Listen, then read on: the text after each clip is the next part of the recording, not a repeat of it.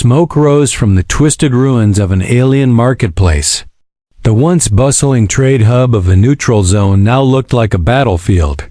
Crushed stalls, shattered glass, burnt metal dot, and in the middle of all that ruin stood a human. His name was Mason Calder. He was just a cargo runner passing through the Sorelli exchange when chaos erupted. The first explosion came without warning. One moment, he was buying preserved fruit sticks for the trip back to his ship. Next moment, fire rained from the sky. Nobody knew who had fired first. Maybe the Sorelli, maybe their rivals from the Tevic clans. The fragile peace broke apart in seconds. All Mason knew was that people were dying. He could have run.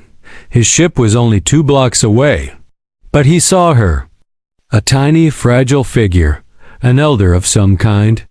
Wrinkled green skin, old ceremonial robes torn and scorched, her long walking staff bent from the blast.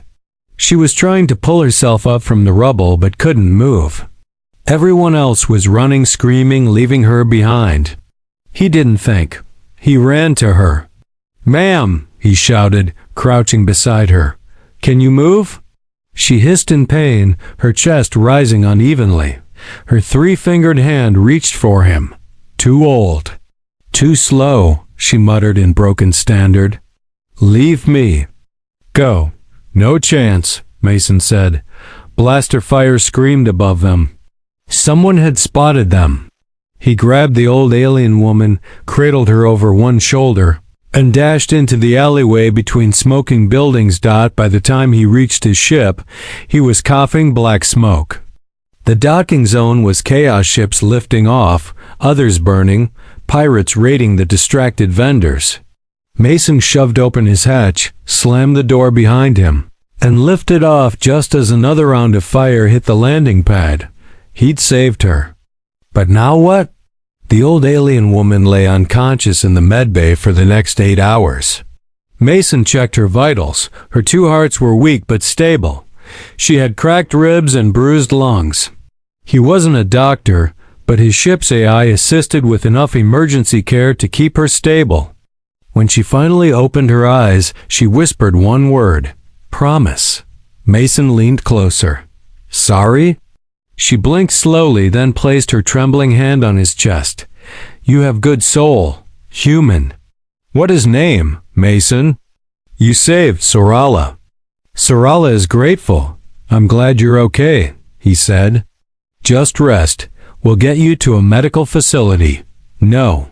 She croaked, surprising him with the sudden sharpness of her voice. "You come with Sorala, home. Promise." Mason didn't know what to say. He had places to go. Cargo to deliver. He wasn't looking to get involved in someone else's problems. But when she looked at him, her eyes full of that strange glowing sadness, he nodded. "All right. I'll take you home." She smiled, revealing cracked teeth, and mumbled, "My granddaughter will be pleased." He blinked. "Wait, what?" But she had already closed her eyes again. It took 3 days to reach her. Planet Zereth Prime. He'd never heard of it before. The coordinates led to a forest-covered moon orbiting a dying red sun. The place looked like it had no spaceport, just trees, waterfalls, and stone towers grown from the ground itself. When Mason landed, a group of armored guards met him. But instead of weapons, they bowed deeply when they saw the old woman being carried out of the ship. "High Matron Sorala has returned," one of them said with trembling voice. Mason stared. "High what?" They took her gently and placed her on a floating platform. But before she was carried off, she pointed one long finger at Mason. "He comes too. With me." Mason followed without understanding what was happening. That evening, a feast was held in her honor, and Mason was seated at the table beside her. He was dressed in strange ceremonial robes, his boots polished by a nervous servant who hadn't stopped blushing since he arrived. Dozens of alien nobles whispered behind their jewel-covered fans, casting him sideways glances. He leaned toward Sorala. "Can you tell me what's going on now?" She sipped a thick blue liquid, then turned her old face toward him with a smile full of mischief. "I owe you my life," she said. "And you, human, are strong, brave, and kind. Thanks, but really, no need for this much. I have decided," she said firmly, cutting him off. "You will marry my granddaughter." Mason choked on his drink. "Excuse me?" The crowd hushed. Her voice had carried across the table. She raised her hand. "It is tradition. A life debt of the matron must be repaid with bloodline unity.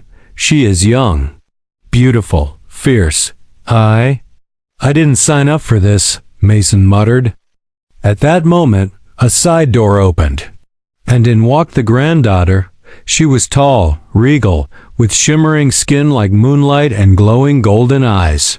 Her expression, however, was not impressed. She stopped, crossed her arms, and said, "So, this is the human who dares to touch the matron." Mason sat there, stunned, as the entire hall fell into silence again. He had just survived a war zone, saved an alien grandma, and now he was being evaluated like a prize animal at a noble auction. This trip was getting stranger by the minute. And it was only the beginning. Mason sat stiffly on the ceremonial cushion, unsure if he should speak, run, or pretend to faint. Every pair of glowing alien eyes in the feast hall was on him. The granddaughter stood tall at the doorway. Her silver robes shimmered like liquid metal. Her hair fell in waves of soft white strands that sparkled faintly as if catching starlight. She was undeniably stunning, but her expression was all fire and judgment. She walked forward, each step echoing across the polished stone floor. "My name is Violari," she said, "granddaughter to High Matron Sorala, future leader of this moon." She gave Mason a sharp look. "And you?" "Are a cargo pilot who smells like engine oil and bad decisions," Mason blinked. "Okay, fair. But also, I saved your grandmother's life." "She should have let the spirits take her," Violari muttered under her breath. Sorala coughed loudly. "Violari." Violari rolled her golden eyes and sat next to Mason, keeping her arms folded. Sorala turned to the rest of the nobles and smiled proudly. "This is the union of two peoples. Human courage and Zarethi strength." The crowd gave polite claps. A few raised goblets. Mason noticed some were whispering and laughing quietly. After the feast ended, Violari pulled him aside. "We are not getting married," she said flatly. "Perfect." "I didn't even bring a suit," Mason replied, holding up his hands. "But grandmother's word is law," she added. "And if we disobey, the council will see it as weakness. Our house would lose power." "Wait, you'd lose your political seat. Just because we don't tie the knot?" Violari nodded. "This isn't just about you or me. This is about the future of our clan." Mason frowned. "Well, what do you expect me to do?" "Pretend," she said. "Pretend to be my suitor. Just until we find a way out of it." "That sounds messy." "I'll make sure you're rewarded. Gold, fuel, access to our ancient star maps. You'll be the richest cargo pilot in 6 sectors. Mason hesitated. He didn't want to get tangled in alien politics. But he couldn't just leave either, especially after the way Sorala looked at him, so full of hope and pride. And those ancient star maps? That could change his life. "Fine," he said. "Temporary fake fiancé? Deal?" Violari nodded once. "Deal." The next day, things got complicated. They were forced to appear before the Council of Ancients, a group of 11 elders who sat on thrones carved from meteorite stone. Each elder wore a different color robe representing their ancient bloodlines. Elder Gian, a stern male with one blue eye and one white, leaned forward. Human Mason Calder. "You have entered a sacred pact." Mason kept his voice steady. "Yes, honored one. You must undergo the trials of worthiness," Gian continued, "to prove your strength, loyalty, and wisdom to the people of Zareth Prime." Mason blinked. Trials? Valari whispered from beside him. Just nod. We'll figure it out later. Mason nodded. The council approved. Later that night, in their private quarters inside the towering moon spire, Valari paced the room. This is worse than I expected. The trials are ancient. Some of them haven't been done in centuries. What kind of trials? Strength against a beast. Intelligence in a duel of riddles. Survival in the night marsh. Mason groaned. I'm a cargo pilot. I fix thrusters, not fight monsters. She stopped pacing. Look, we just need to get through the first one. That alone will earn us time. After that, we'll find a political exit. And the first one is? She handed him a long, curved weapon made from bone and crystal. You fight the bleeding horn at sunrise. Mason sighed. Great. What's a bleeding horn? She gave a tight smile. You'll find out. It smells terrible, and it hates humans. That night, Mason barely slept. He lay awake in the giant silk-draped bed, thinking about his choices. 1 week ago, he was flying solo through the void belt, eating rehydrated chili and dreaming of a bonus. Now he was engaged to a royal alien girl, forced to impress a council of galactic nobles, and about to fight a monster named after a wound. His life had taken a strange turn, and deep down, something told him it was only going to get stranger. The arena was carved into the rock of a high cliff, overlooking a glowing river far below. Hundreds of Zarethi nobles filled the surrounding terraces, draped in bright robes and jewelry. The air was filled with murmurs, tension, and the smell of strange spices. At the center stood Mason, alone. He wore a light armor vest provided by Valari made of a smooth plant metal hybrid he didn't fully trust. In one hand he held the bone crystal blade. His palms were already sweating. A loud, deep horn sounded. From the far gate, heavy chains clanked. The crowd grew silent. Then the gate opened. The bleeding horn charged out. It was massive, larger than a bull, with 4 muscular legs, armor like scales, and a single spiraling red horn at the center of its forehead. Its eyes glowed with rage. Foam dripped from its jaws. It stomped the ground, making the stone beneath Mason's boots tremble. Mason whispered to himself, I should have stayed in bed. The beast charged. He jumped to the side, rolling across the dirt just in time. The horn missed him by inches and slammed into the arena wall, sending cracks up the rock. He scrambled to his feet, holding the blade tighter. The creature turned.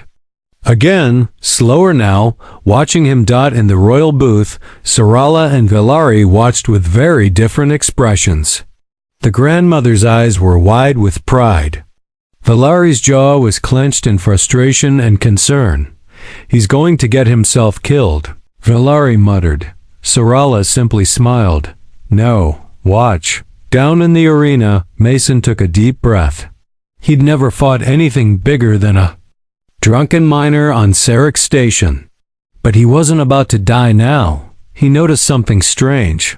When the bleeding horn pawed the ground before charging, its left leg moved slower, almost like it had an old injury. He stepped left. The creature lunged. At the last second, Mason threw a small rock toward its right eye. It blinked, just a flinch, but enough.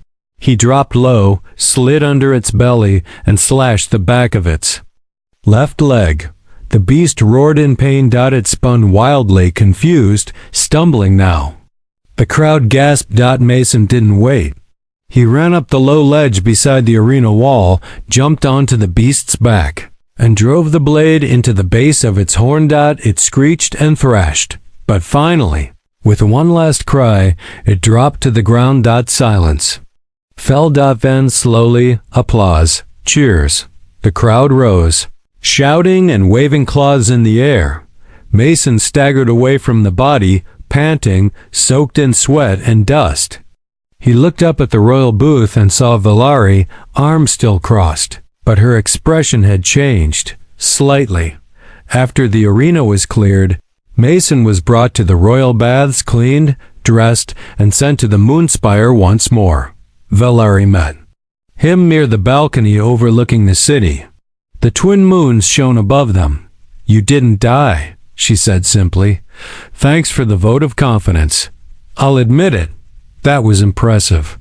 Coming from you, that's like a full confession of admiration." She smirked, just a little. "Don't get used to it." He leaned against the railing. "I'm still trying to understand all this. A fake engagement, a monster trial, a political trap. What's next? A space dragon duel?" Valari looked serious. "Now, there's more.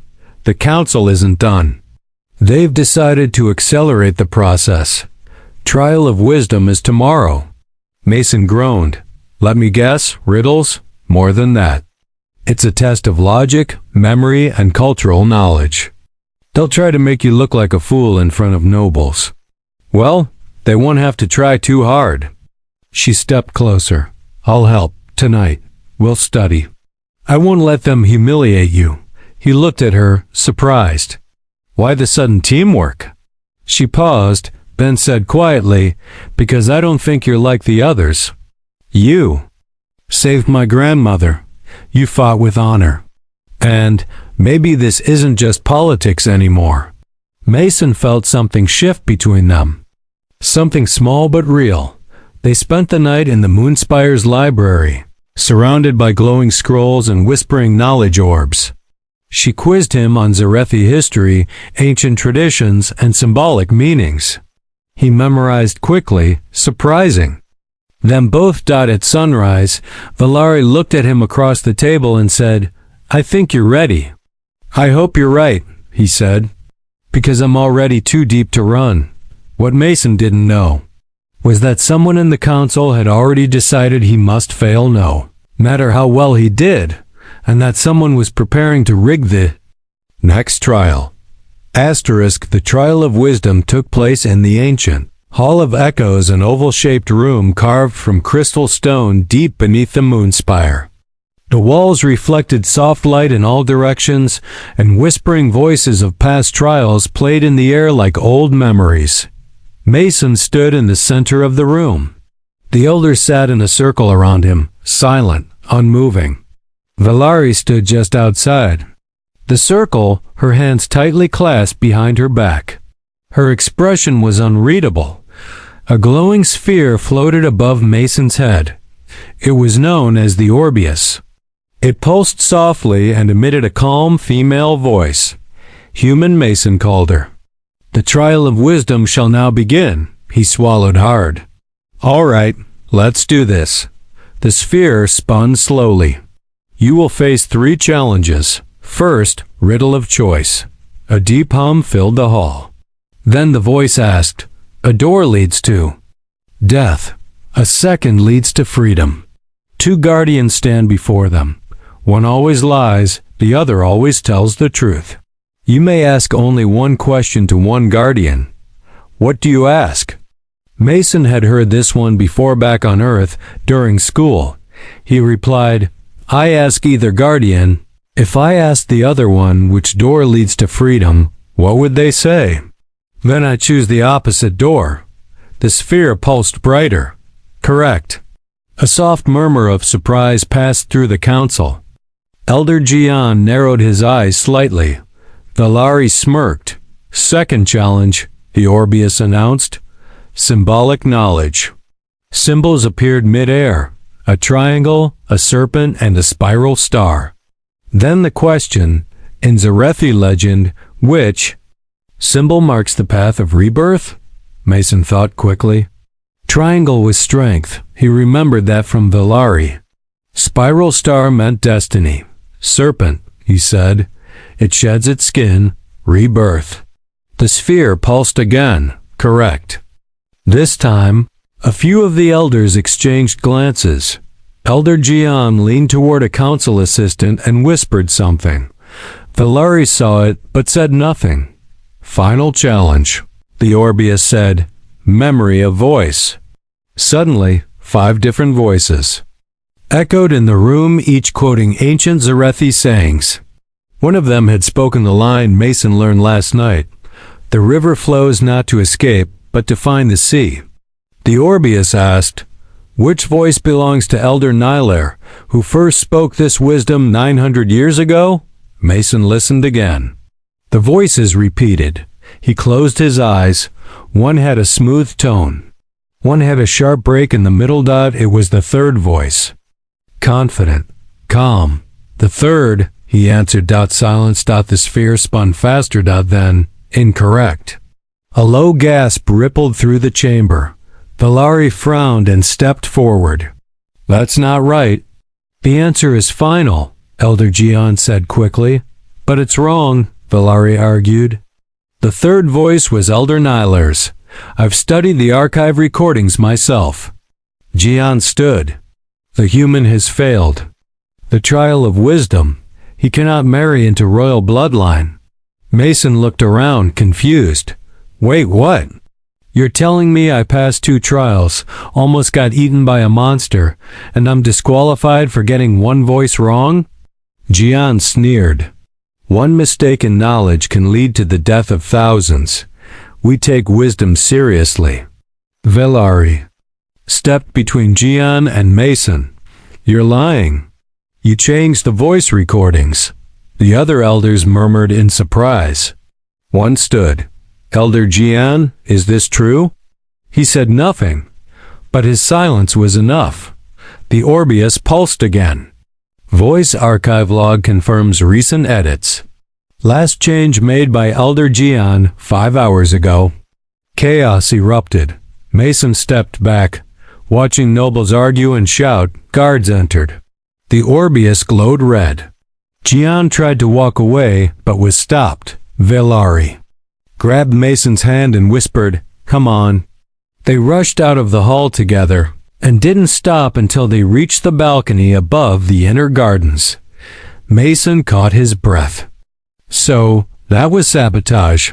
"Yes," Valari said. "And now everyone knows it. Why would Gian go that far just to fail me?" She hesitated, then answered, "Because he doesn't want a human in our royal bloodline. He sees it as weakness, impurity." Mason sighed. "So much for fake fiancé. Now I'm a political target." Valari turned to him. "You were never just a fake. Not to me." He looked at her. "Are you saying?" Before he could finish, an explosion rocked the far end of the moon spire. Alarms rang out. Guards shouted. The sky outside filled with dark-shaped ships descending fast. Valari's face went pale. "That's the Tevik clans. They've come to take the throne." Mason stared at the burning horizon. And suddenly, the real war began. The sky above Zareth Prime turned red. Dozens of Tevek warships pushed through the atmosphere, their engines leaving smoke trails across the twin moons. Explosions rattled the mountains. Alarm sirens screamed through the city. The peaceful planet was under siege. Mason and Valari stood on the balcony of the moonspire, watching fire rain from the heavens. "Come with me," she said quickly, grabbing his hand. "We need to get to the command chamber." They rushed through the palace halls, dodging panicked servants and guards shouting orders. When they reached the central lift, it was already crowded. "We're full," a guard shouted. "Vel AR." I pushed forward. "I am Valari of House Sarala. Make room." No one argued after that. The lift dropped fast, deep beneath the palace into the War Corps and Underground Command Center once built for emergencies. It hadn't been used in centuries. The doors opened to chaos. Holograms of the invading fleet flickered across the walls. Officers rushed to coordinate defense drones, planetary shields, and ground units. Mason stayed back while Valari spoke in her native tongue to the senior commanders. He didn't understand the words, but he could tell from their expressions. They were losing control fast. He turned to one of the tactical displays. The shield dome was holding, but barely. The outer cities had already fallen. Enemy walkers were landing on the edges of the capital. The command AI listed projected survival time 4 hours 16 minutes. Valari stepped beside him. "We need help," she said quietly. "Our people haven't fought a real war in over 100 years. Our defense systems are outdated. They won't last." Mason stared at the display. His heart pounded, but not from fear. From instinct. This wasn't just a noble family feud anymore. It was a full invasion. "I need access to your drone control," he said. Valari looked confused. "Why?" "Because I used to run cargo through pirate territory. I've hijacked, fixed, and fought with more drone systems than I can count. If your defense net is slow and old, I can make it smart and deadly." She hesitated. "You're just one man." He looked at her. "I'm human. We do insane things when we have to." Valari nodded, then shouted in Zarethi, ordering a guard to open a secured console. Mason dropped into the chair and got to work. The system was ancient, with interfaces that ran on symbolic logic and biorhythm feedback. But Mason's fingers flew across the strange controls. He'd bypassed firewall scripts, redirected power to underused pulse batteries, and resensed the orbital satellite cannon that had been sleeping since before Valari was born. "Okay," he muttered. "Let's give these aliens a surprise." Above ground, Tevik ships descended through the clouds. Suddenly, half of them were hit by rail fire from an orbital gun they hadn't detected. Defensive drones powered up with boosted targeting. Mason had reprogrammed them to attack in random patterns, confusing the enemy. AI.tvek fighters dropped from the sky like burning stones. In the palace, commanders cheered. Valari stared at Mason like she was seeing him for the first time. "You're not just a cargo pilot," she said. "Nope," he replied. "I'm a problem solver." Then the worst news came. The palace shield generator had been damaged. A strike team had landed nearby and was moving toward it. "If they destroy that generator," one officer warned, "we're open to full invasion." Valari turned to Mason. "We have to stop them." "You're royalty. You can't." "I'm also a trained blade dancer," she said coldly. "You coming or not?" Mason grabbed a blaster rifle from the wall. "I'm in." Together they took a fast glider across the broken city streets. Smoke filled the sky. Flames licked the edges of buildings. Screams echoed through the air as civilians ran for shelter. They reached the shield station just as Tevik soldiers were planting charges. Valari leapt first, her curved blade flashing in the smoke. She moved with shocking speed, her robe swirling like fire. 2 enemies fell before they even saw her coming. Mason fired from behind cover, picking off soldiers with short bursts. He didn't miss. In 10 minutes, the battle was over. The charges were diffused. Valari knelt beside him, catching her breath. He looked at her. Face dirty, armor cracked. She smiled. "You fight like one of us," he smirked back. "You dance like you're from Earth." They both laughed even as the city around them burned. But something had changed. The nobles didn't see Mason as a stranger anymore, and Valari didn't look at him with judgment. Now she looked at him like he belonged. Asterisk smoke still rose from the shield station as Mason and Valari made their way back to the moonspire. Guards and soldiers saluted them along the way. Civilians whispered their names as they passed, especially his. But human. "Help save the shield." He stood beside the princess. He might be the one. Mason tried not to think about it too much. He had come to this planet to deliver fruit sticks. Now he was defending alien royalty and being considered a hero. Inside the palace, High Matron Sorala was waiting. Her old face lit up when she saw them. "You protected the generator?" she asked softly. Valari nodded. "And the people?" Sorala smiled and turned to Mason. "You have done more than many of our own warriors." "I didn't do it for honor," Mason said. I just didn't want to watch this place fall. Sarala's eyes twinkled. Which is exactly why you are worthy. Valari looked down, a bit embarrassed. We still have work to do. The Tevik fleet is pulling back, but we need time to rebuild. Just then, a guard entered and whispered something to Valari. Her face changed. Cold, suspicious. What is it? Mason asked. She looked at him. The council has called an emergency meeting, behind closed doors. They're trying something again, he said, jaw tightening. She nodded. Stay close. Down in the council chamber, 11 elders sat in silence. Jian was gone, removed after his sabotage. But others still held power. Old traditions. Old rules. One elder stood. The human has interfered too deeply in royal matters. He has touched our systems, stood in battle, and now stands beside the heir. This is dangerous. Another added, we thank him for his help, but he must leave the planet before the royal bonding ceremony. Valari stood, her voice firm. There is no bonding ceremony. Not until we decide. A third elder spoke up, older than the others. Valari, your union with him has caused disruption. The clans are divided. Some see you as too trusting of outsiders. He's not an outsider. Valari shouted. Mason stepped forward. I didn't ask for this. I saved your matron. I protected your people. I didn't demand anything. The chamber grew silent. Sarala entered quietly, using her cane. The guards parted with respect. All of you, she said, voice soft but sharp, have forgotten what honor means. This human didn't demand power. He earned respect.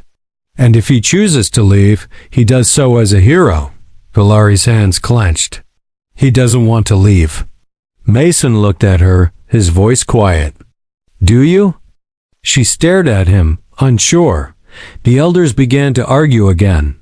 Suddenly, a loud blast echoed from above. Everyone froze. A second explosion shook the ground. And out of breath, Scout burst into the room. Tevik forces are breaking through the lower shield. A strike team is heading for the throne chamber. Panic spread. Elders scattered. Guards rushed toward exits. Valari and Mason ran together.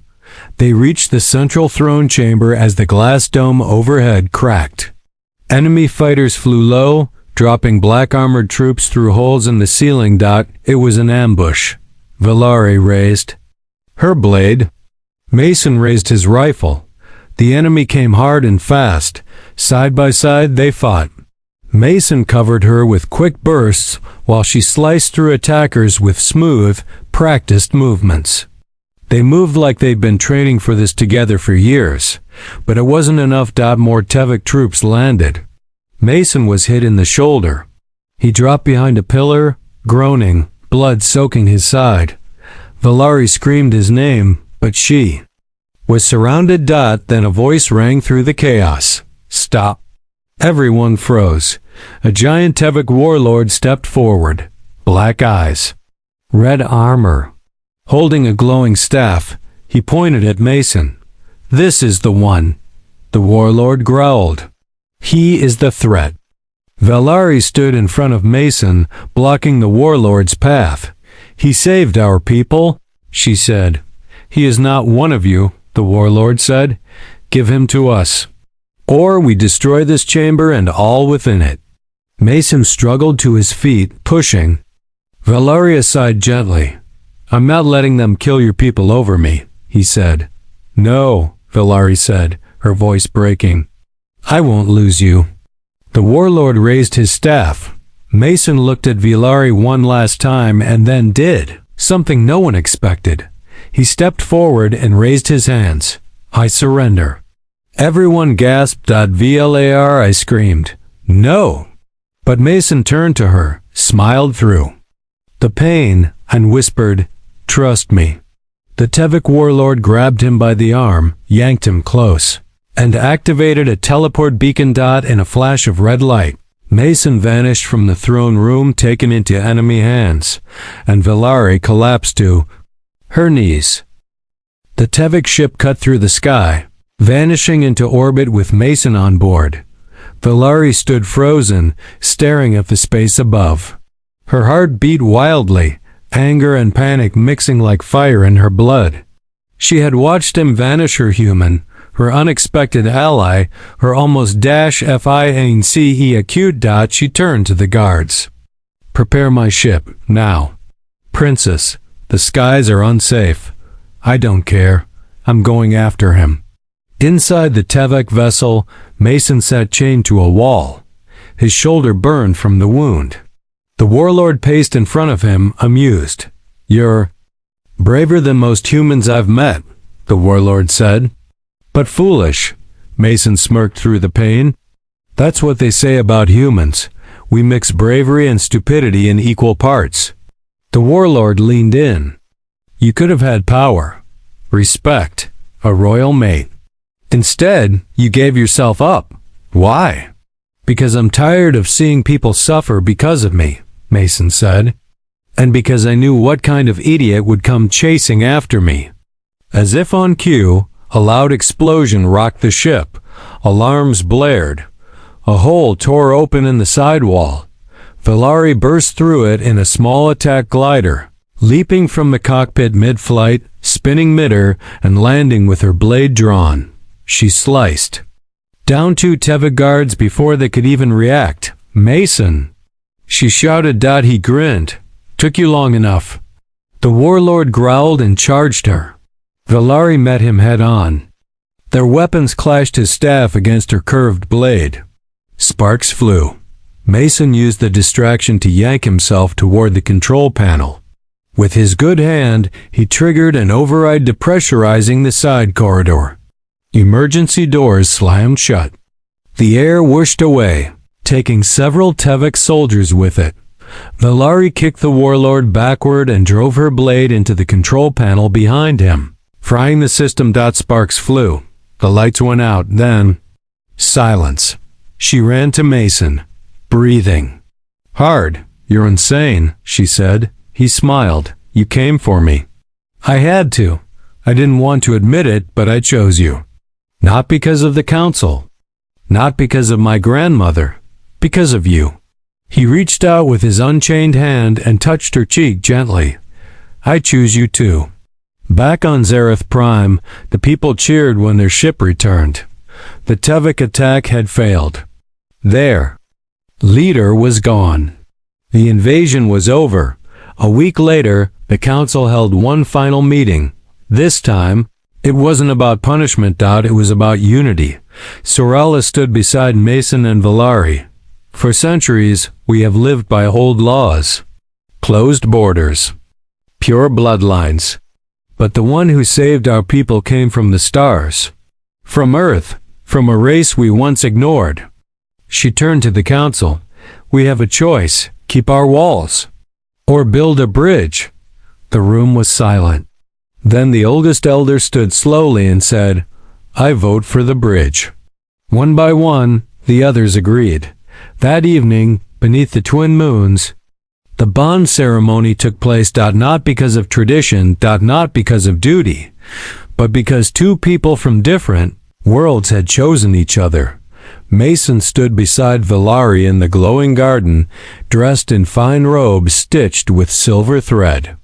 She wore a dress made of soft crystal silk, her hair braided with tiny glowing stones. Sorala spoke the final words, placing a small ring of woven starlight onto both their hands. "With this bond," she said, "may 2 souls walk as one across stars, across lifetimes." Mason leaned closer. "So, are we really doing this?" Valari smiled. "Too late to back out now." He laughed. "Good. I was never good at running anyway." The crowd cheered as they kissed beneath the soft light of the moons. Later that night, Valari rested her head on his shoulder as they looked out over the city from their balcony. "So," she said, "do you miss your old cargo ship?" He smiled. "A little, but I like this place. I like this life." She looked up at him. And this wife? Especially this wife. Their hands intertwined, and high above, the stars seemed to shine a little brighter. Witness to a story that began with one act of kindness toward a stubborn alien grandma. A story that ended in love, laughter, and the start of something much greater than either of them expected.